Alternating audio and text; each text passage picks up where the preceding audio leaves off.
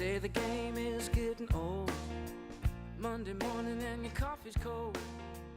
Life is not what you want. Ask yourself is, what is that perspective that you have right now? And what can you do to get the perspective that will serve you most?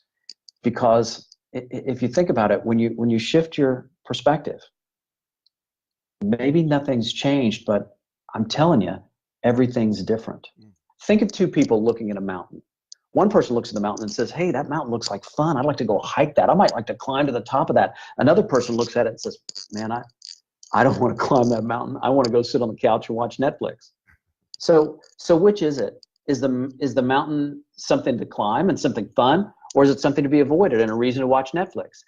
The answer is neither one. It's just a mountain. But the way we think about it, the perspective that we have on a thing is what makes that thing real to us.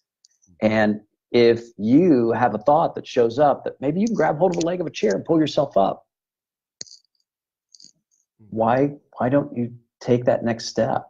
What would happen if you trusted that little voice inside your head that says, what if? And then you did it.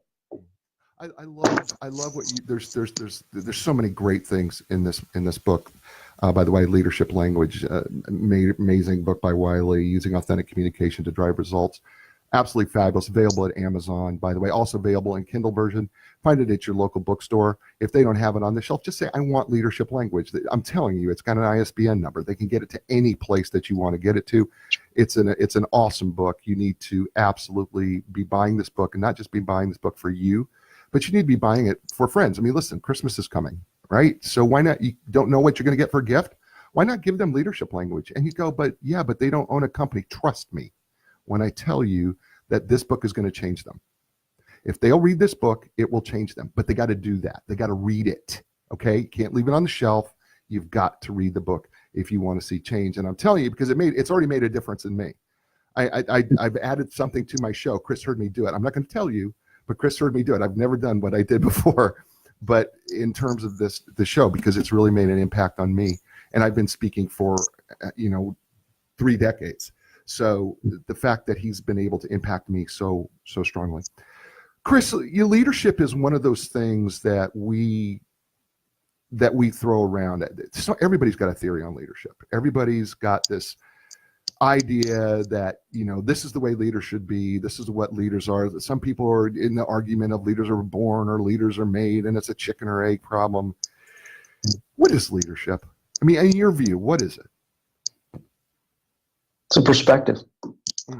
Perspective on your goals and how you can serve others. Leadership is about focusing on what matters most, not only to yourself, but to the people that you care about. And leader is the one who is able to serve at the highest level, at the greatest level, and create impact for the greatest number of people. And that leadership points towards, at least the way that I see it, it points towards that authentic connection with yourself, which is part of that emotional intelligence or self-leadership that you were talking about in your opening remarks. But it's also about seeing things in new ways for the people that you wish to influence. And listen, Jay, when I started down this path of writing a book about leadership, I mean, I read what the gurus had to say. And I found myself feeling insecure. I mean, it looked to me like leadership was something, it was out there. I'm like, where is it? How can I touch it? How can I grasp it? And I read about military leaders and sports heroes and political heroes and heroes of business, captains of industry. And I'm like, I didn't feel like I was a leader. And then I stopped and I went, wait a minute, now hold on. I've built and led teams on 4 continents. I've helped businesses to create millions, if not billions of dollars in revenue. I've coached my clients onto Shark Tank, Dragon's Den, Shark Tank Australia. I've helped launch over 4 dozen businesses. Why am I feeling so insecure? Why am I feeling like leadership is something out there for someone else, when I know for a fact that it's been something that I've demonstrated? And the answer is that leadership is not something that's out there. Leadership is something that is inside, and the journey of leadership language, and the journey for the reader and for whoever is listening. If you wish to lead at a higher level and create a greater impact, you have to understand that Leadership it's an inside out process. It's not something out there. And it's useful to read about, people who have done some amazing things and accomplished great things. And then the book shares some amazing stories. But at the end of the day, innovation is not about imitation. And the choices that others have made can be useful as guidelines.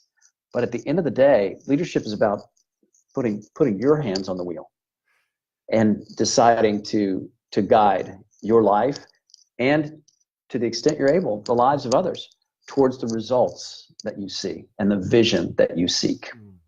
I love that. I think we fall into a trap, don't you? That we start reading all these books on leadership, and we probably do what you did. I think most of us have, or will do, is that we read about stories about these great leaders, and I don't care, we'll go back to World War II, we'll read about Patton MacArthur, or we'll go forward and we'll read all these great leadership books, and we'll go, okay, so what can I do that they did? But that's not the point. Right? I mean, the point's not to imitate. It's not. And this goes back to what you were saying before. Jay, you and I both know, I mean, as authors, we know that every book ever written always starts at the same place. It starts with a blank page. And we don't realize that the homes we live in, the clothes we wear, the roads that we drive on, at one point in time, those things there was only a blank page.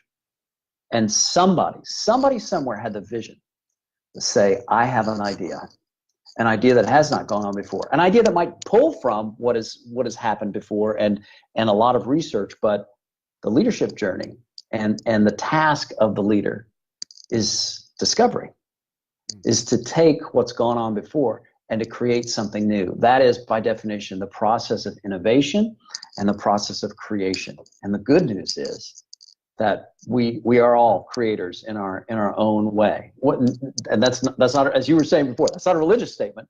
That's simply true.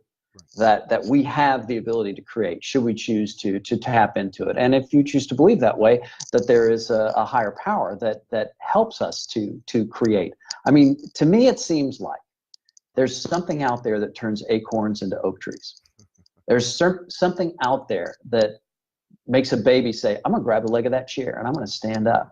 There's something out there that makes the entrepreneur say, I'm gonna go ask for investors and I'm gonna launch this business.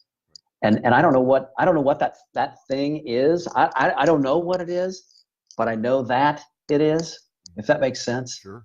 And if what I'm saying is true, then that means that we have a capacity inside of ourselves that we often lose sight of. And it's that loss or that blind spot as we're looking at our plans or what we should or shouldn't be doing, or what somebody told us in third grade about our capabilities or whatever. When that tape is playing in our minds, we're missing the moment that's right in front of us. We're missing the opportunity to create. And here's the crazy thing. Creation is our natural state, and creativity is the job of every leader. And I reference an IBM study that was done that asked over 1,500 leaders, what's the number one quality that you look for in a leader?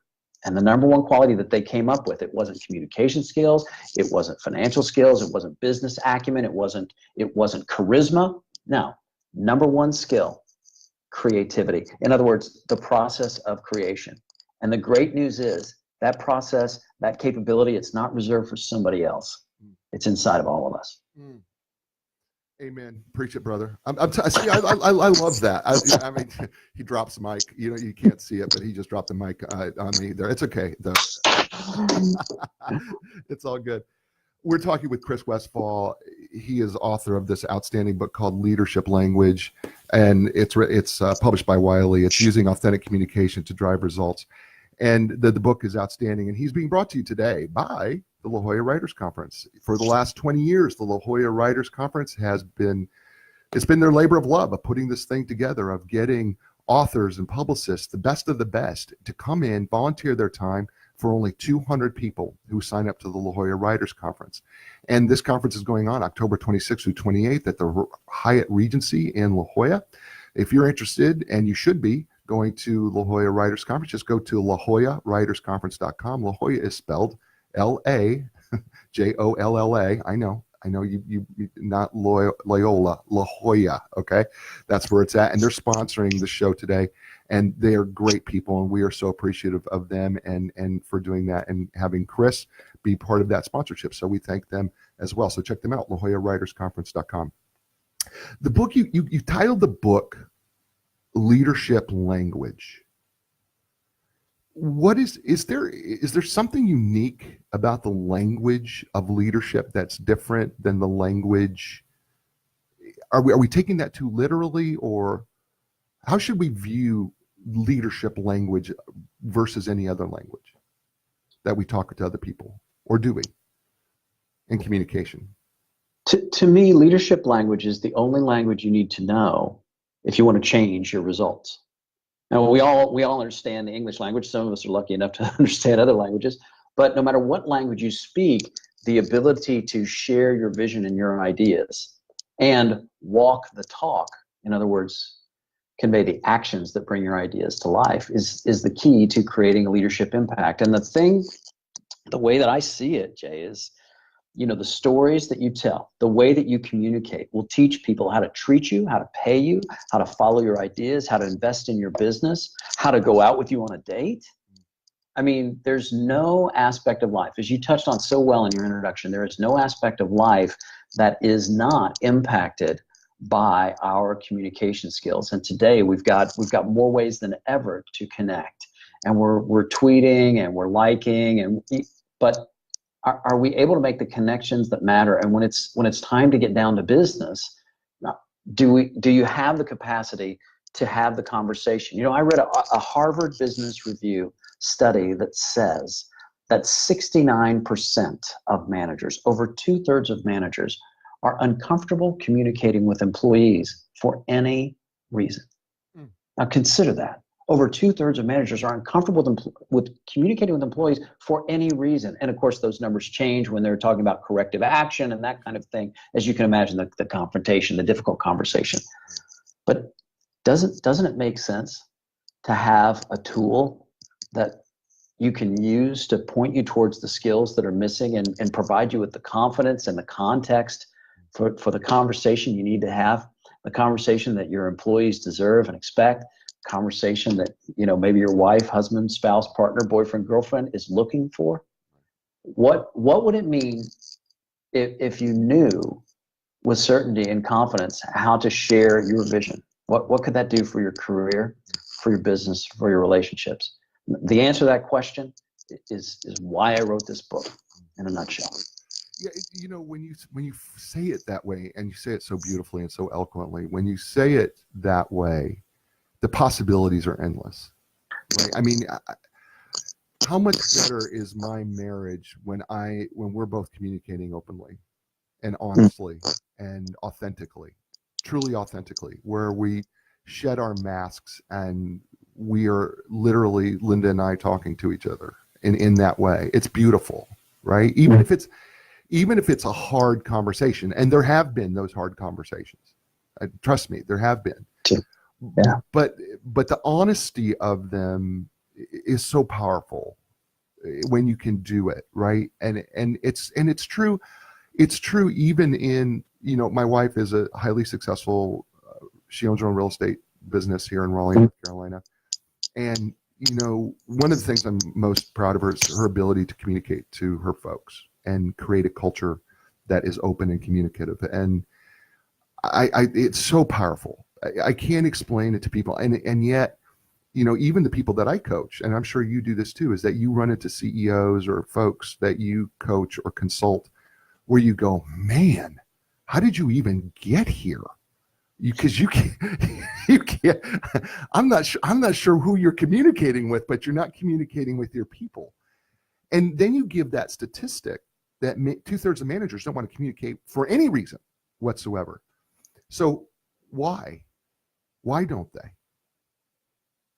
Like anything else in this world, what is it that keeps us from doing something? And what is it that propels us towards something? It's always your thinking. It's always the way that you think about something that creates it, that makes it in your mind. And what you're saying really resonates with me. Of course, when we are honest and open and clear is when things flow naturally. And if you're thinking about the bosses that you've liked the best in your career, it's typically been the folks that have inspired that kind of openness. And when you know that someone is really listening, really hearing, really understanding where you are, and you have the freedom to be who you need to be,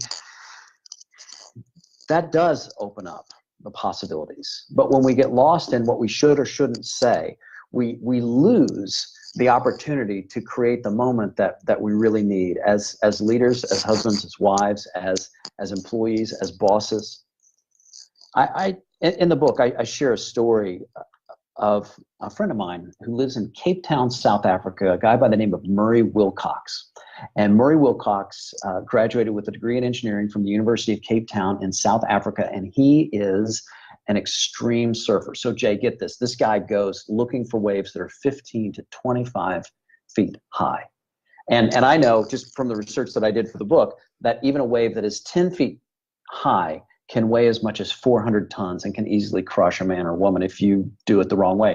So Murray's out there on top of these incredibly dangerous waves, and I ask him a question because he really does find himself in a life or death situation at the top of a wave. And I said, Murray, when you are at the top of the wave, I really want some insight into your mindset.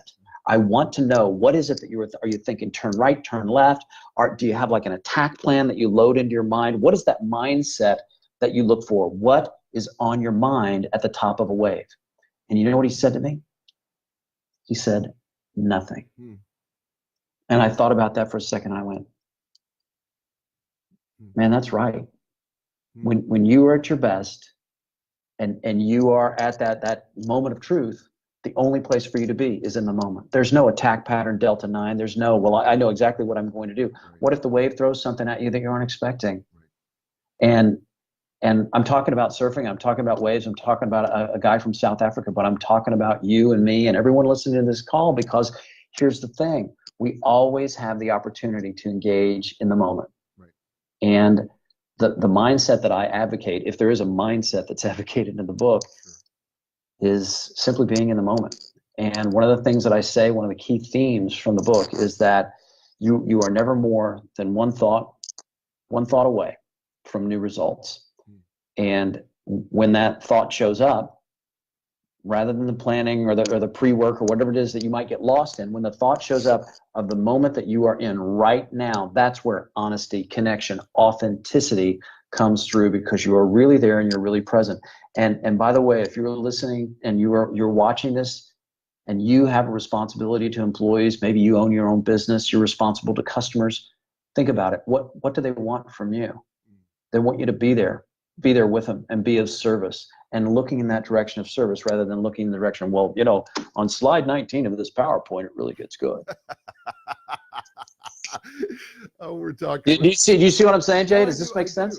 I do. It makes so much sense. And because, we just came through in North Carolina. We just recently had Hurricane Florence that came through and devastated a good portion of our coastal line, and they're still recovering, and there's still places that are out of business, by the way. There's people unemployed, there's people who are displaced, they're living in tents, some of them, and I was reading the story about your friend.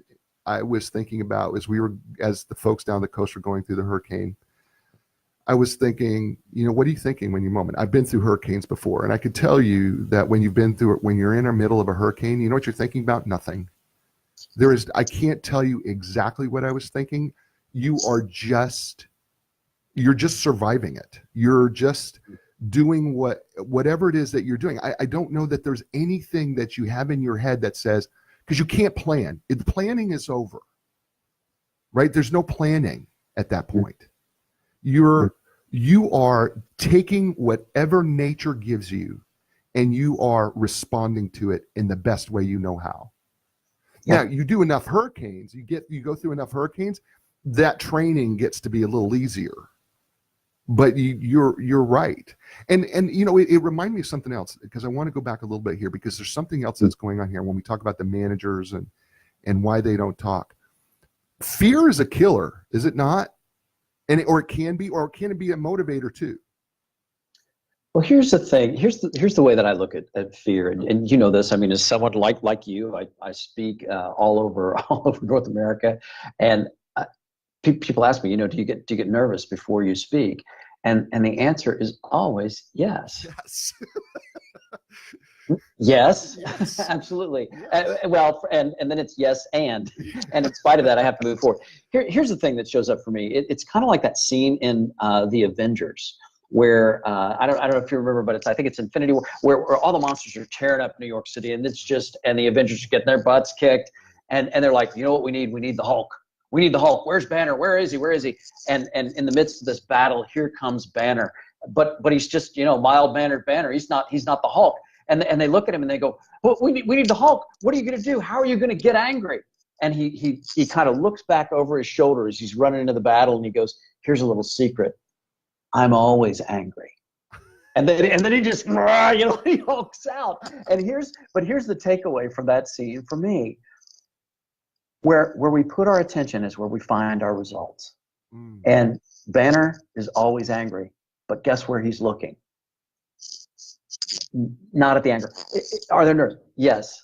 But what else is there? And people say, well, so are you saying, how can I get in that mindset? How can I get in that mindset where I avoid fear? Right. Let me stop you right there. Right. If you're trying to solve a feeling or avoid fear, that's a mistake. And I think I talk about this in the book. If you were to go to a funeral for a loved one who had passed away, I mean, wouldn't it be great to just shut off your feelings? Wouldn't it be great if you could do that? And you go, well, I guess so. But, you know, if you really care about that person, you want to feel the feels.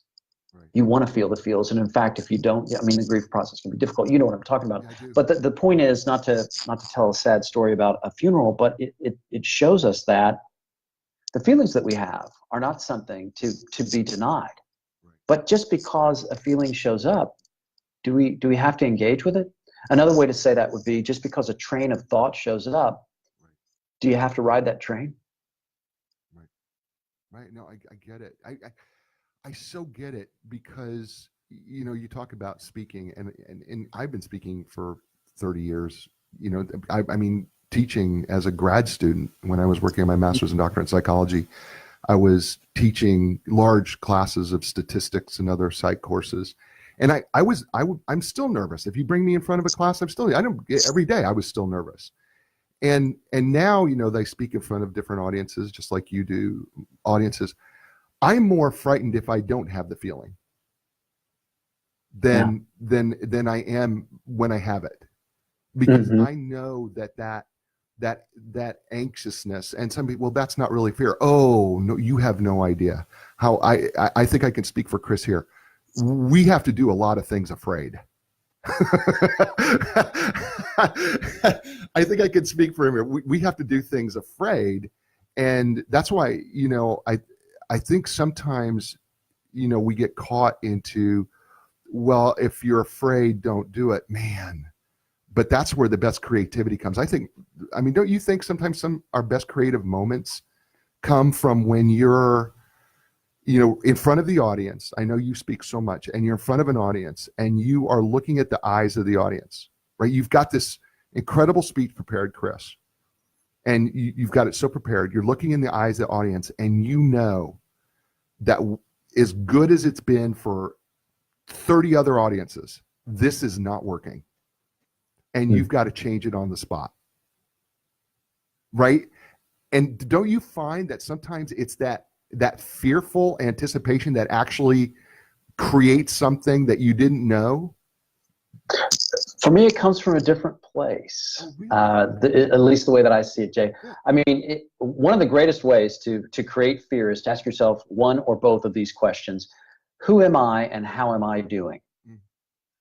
Because it's like, how am I? But I'm telling you, and you're pointing this direction too.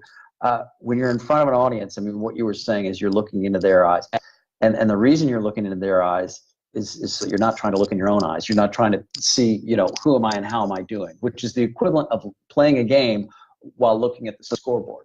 Right.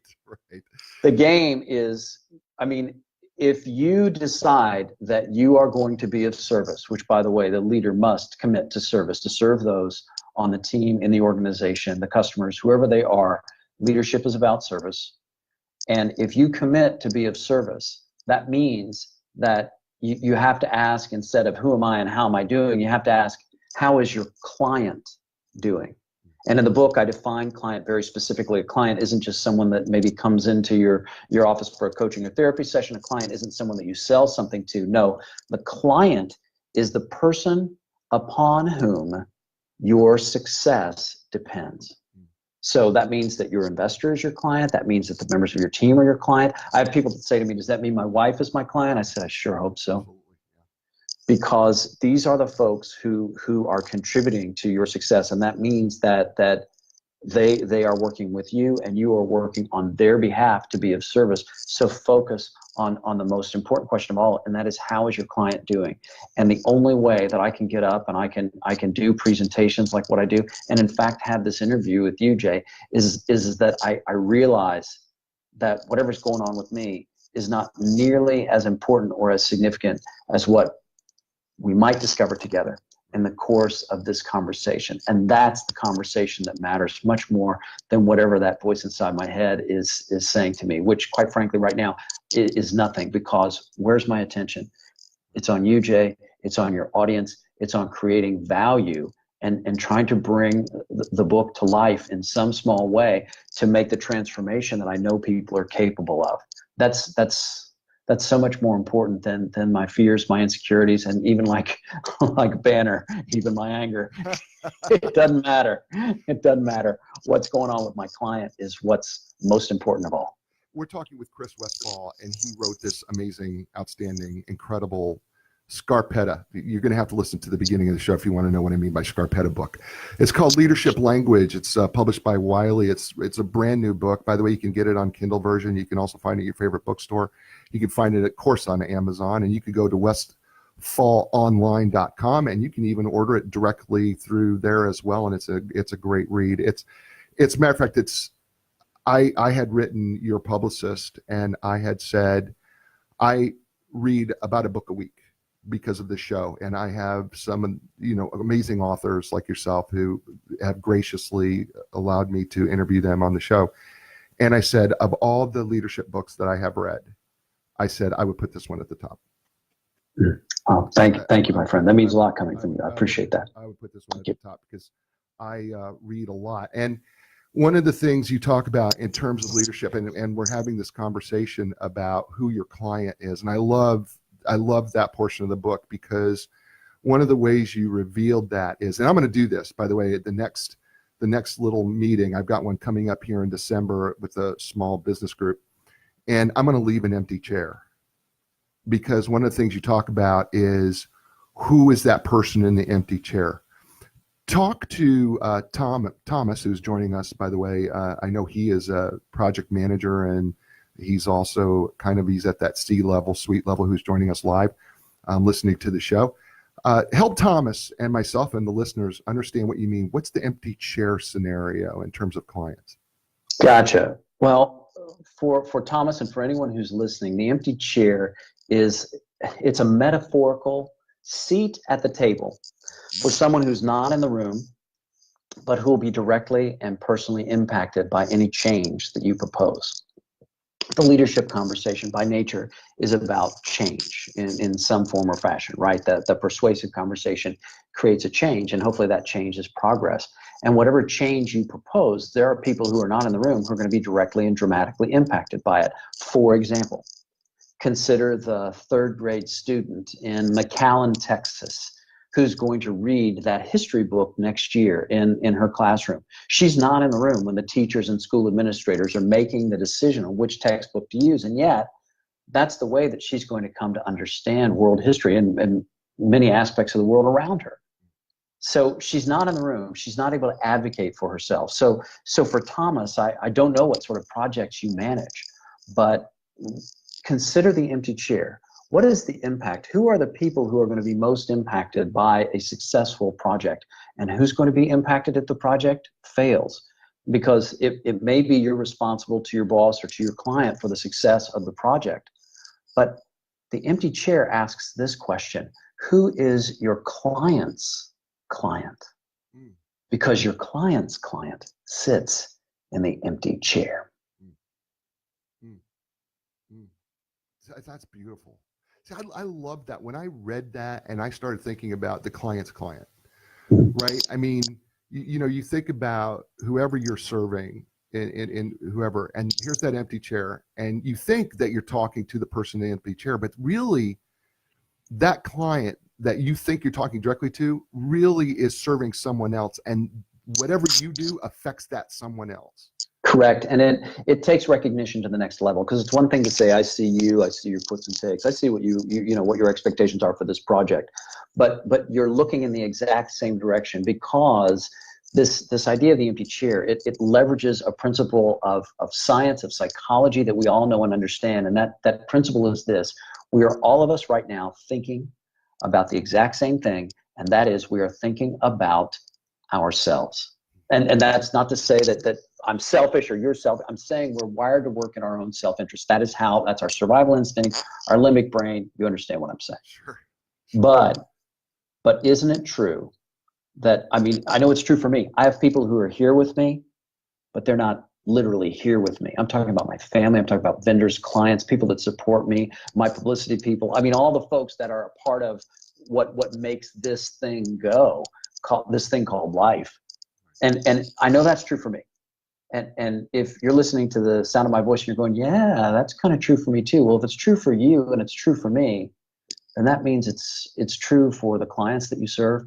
It's true for whoever has the ultimate responsibility for the success of that project that Thomas is working on. If it's true for all of us, how can you leverage that understanding to create a deeper and more impactful conversation? Start with what your client is thinking. Start where they are and consider the people and objectives that are top of mind for them. Otherwise, I should have written a book about how to kick the door down and force your will on others. That nobody read that book, because it doesn't work. That's not how it works. Start with what your listener is thinking. Start where they are, and you are already ahead of the conversation. Because when you look in their direction, you can start there to help them to see your vision and what it is that you propose that can create the progress that's missing. That's beautiful. And I think we kind of misinterpret this. Like, if you're not a C-suite person, right? I think we think, well, I'm not really, I don't have that empty chair. And I have a different perspective. Tell me if you agree with this or not, because, okay. And it's okay. I'm comfortable being disagreed with, by the way. It really is. But I think of an employee, and I've asked employees a number of times, who is your number one client?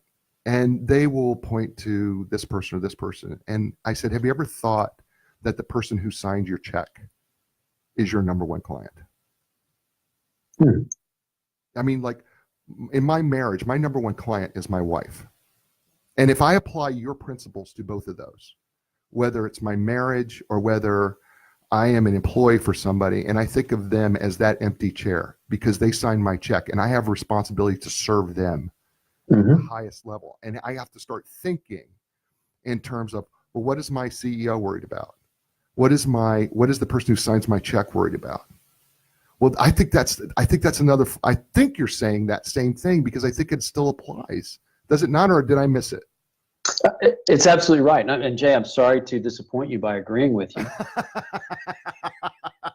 But I can't help it. I'm an agreeable guy. But no, you're absolutely looking in the right direction. And it's who are the people and even what are the objectives that are top of mind for the people that you care about. And if you want to have a greater impact for your boss, for your CEO, for your organization, look in the direction that they're looking, and start there. Now, that may not be where you end up, but if you can't find common ground, how are you going to create uncommon results? Did you write that somewhere? I hope you wrote that down somewhere. I've got my pen. Would you write that down? Because that's genius. That is totally genius. I think it's in the book. That's totally genius. I love that. Because I think what happens so frequently is we keep trying to recycle the same things over and over again, right? And we all want to be uncommon. and we want to produce uncommon results. We can't do that. What Einstein is famous for saying, if you're trying to do the same thing expecting a different result, it's insanity. And I think sometimes even in leadership and even as we work, I think we're thinking that we can do something a little bit better, but it's the same thing everybody else is doing, and we're not producing an uncommon result. And I think that's critical. And it's what we want. I think it's what we want inside of us, isn't it? Not only is it what we want inside of us, but it's what we all have inside of us. And what the realization that I came to in writing this book is that it's not about giving people 6 more steps or 9 tactics to worry about or laws that they need to memorize. It's actually about taking things away that points us towards our nature to create. And it's when our thinking dies down. When our thinking dies down and when we get quiet, like what you were talking about, in the middle of a hurricane, at the top of a wave, that's when we are at our best. And this book is designed to look beyond, meditation and mindfulness, to simply create an understanding of the way that thought works. And the way it works is this: we're going to have thinking. It's going to show up. You're going to think you're not good enough. You're going to think you're not capable. And you know what I say to that? One word: next. Because look, we got hundreds of thoughts showing up sometimes every minute. If you've got ADD, you might want to up that number a little bit. I don't know. Squirrel. Anyway, but you know what I'm saying. We have hundreds of thoughts that show up, and a new one is on its way. And whatever it is that you are seeking, the new results that you are looking for, they are never more than one thought away. It's just a matter of identifying that thought and engaging with it, instead of engaging with the thought of what your mom told you about your capabilities, your intelligence, your whatever. The problem with the past is that it's fixed. You can't change it. And if you're trying to drive by looking through your rearview mirror, you make some mistakes, to say the least. We've got to have the courage to look in the direction that serves us, to look in the direction of leadership, and to look in the direction of the kind of communication that serves you. And that communication is never about who am I and how am I doing and what happened to me in 3rd grade and how am I bringing that story to life. This book is not about cognitive therapy. It's about realizing new results. And no matter what it is that you've gone through in the past, no matter what you've been through, and believe me, I've been thrown up against the fence by life on more than one occasion. But no matter what life has shared with you, new results are never more than one thought away, and new results are never more than one conversation away. And having the ability to have your thinking settle down so that when those thoughts show up, you recognize them and you can have the conversations that are going to make a difference. That's what leadership language can show you how to do. Wow. We're talking with Chris Westfall, author of this book, Leadership Language. For all those new folks who are joining us here on Facebook Live and those listening to us podcast later, it's called Leadership Language. It does not get any simpler than that. Trust me. I Googled up Amazon Leadership Language, and it came right up. Okay, that's how simple it is. Okay, there's a subtitle. It says using authentic communication to drive results. I get it. But if you type in Amazon Leadership Language, Chris Westfall's book comes up. By the way, you can find him at westfallonline.com. That's Westfall, just like it sounds. Westfalonline.com. That's his website. We're talking about his book, and we're talking about leadership and the language of leadership, and we're talking about what it takes to make uncommon results, how we view people, how we connect with people. We've gone through the empty chair. I've got all these people who are just like going, oh my gosh, this is so awesome, great stuff.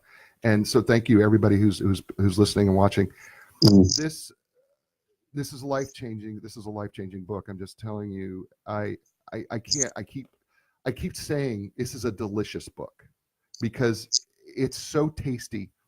And this is not a book that's going to have a whole bunch of cliches, right? First of all, Chris is anti-cliche.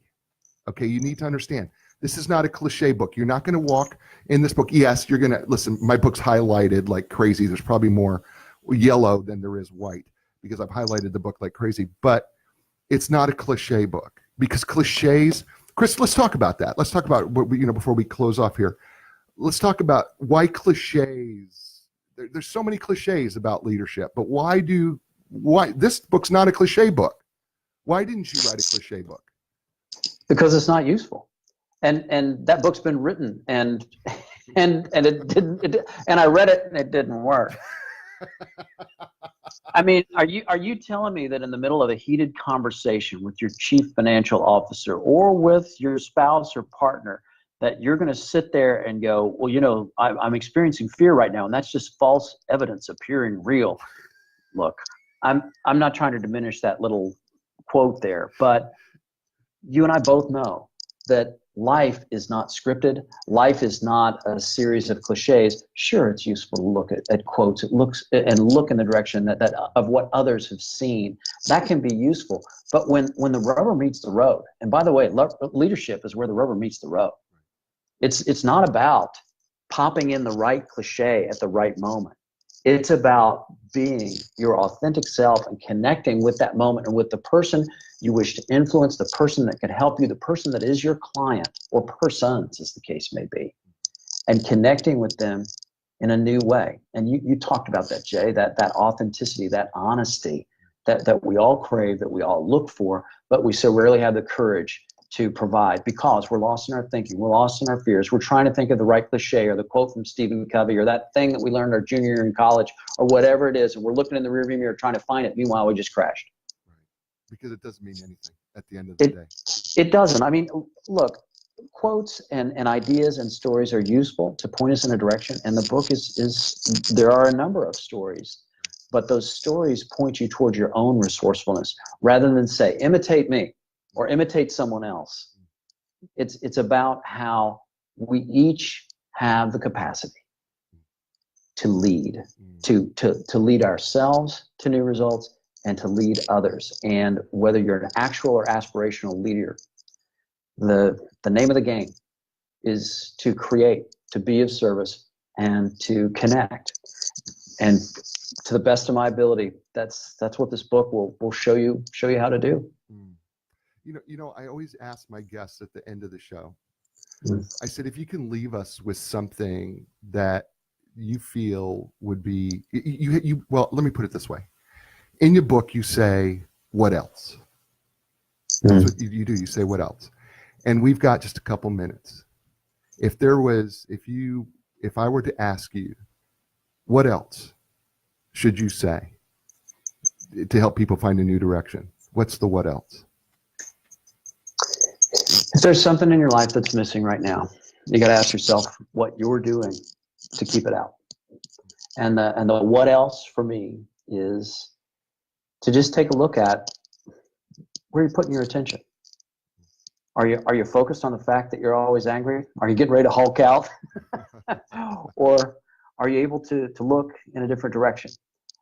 When thoughts show up, the thing we have to remember, and it's really simple, it's just this. A thought is just a thought. There's another one on the way. And it's easy to get lost in thought. I do too. But when we see that our thinking can't hurt us, that it's the way that we look at a thing that makes that thing. It's the way we look at the mountain. It's the way we look at the guy that just cut us off in traffic. I mean, sometimes somebody cuts me off in traffic and I'm mad. Sometimes people cut me off in traffic and I go, well, they must be in a hurry. Why is that? Shakespeare said it. There's nothing either good nor bad in this world, but our thinking makes it so. Don't try to change your thinking. Don't try to get into that winner's mindset. Just simply accept that thinking happens, and accept that you're going to be living in the feeling of your thinking. And what would happen for you if there was nothing wrong with that? That's my something else. The book is called Leadership Language: Using Authentic Communication to Drive Results. It's by Wiley Publishing. It is available in every bookstore everywhere. And I know I've got Canadian listeners, and I know that my listeners, the number 2 listen to state in that I listen to is California. And here I am in North Carolina. So folks in California, I'm telling you, there's a bookstore almost on every corner. Buy the book. It's called Leadership Language. Chris Westfall, I want to thank you for helping us all find a new direction in our language of leadership. I want to thank you for being so gracious with your time. And I say to every single guest, it's really hard for you to imagine that this started from nothing. And it has grown into something so incredible.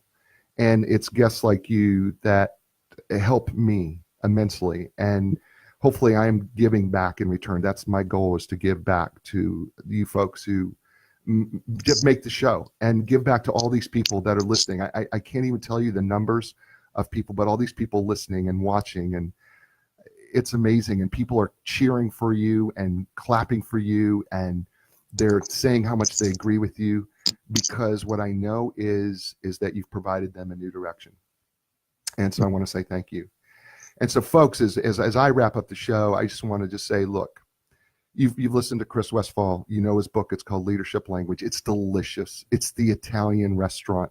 It's dipping that piece of bread at the end. Dip it in. I'm telling you, it's that good. I read a lot of books. You know I do. It's that good of a book. I'm telling you it is. So pick up the book, Leadership Language, and then read it. And then when you read it, don't just sit there and go, that was interesting. Do something with it. Go out there and don't just do something with it. And you know me, it's inspire someone else with the ideas that you learn from this, because the whole way of creating a new direction in this world, which is my goal, is that if you're inspired, you can inspire someone else. And so do that today. Don't wait another second, because you can do it with a smile. You can do it with your attitude. And those are things that you have control over and that you can choose. You can do it with your words.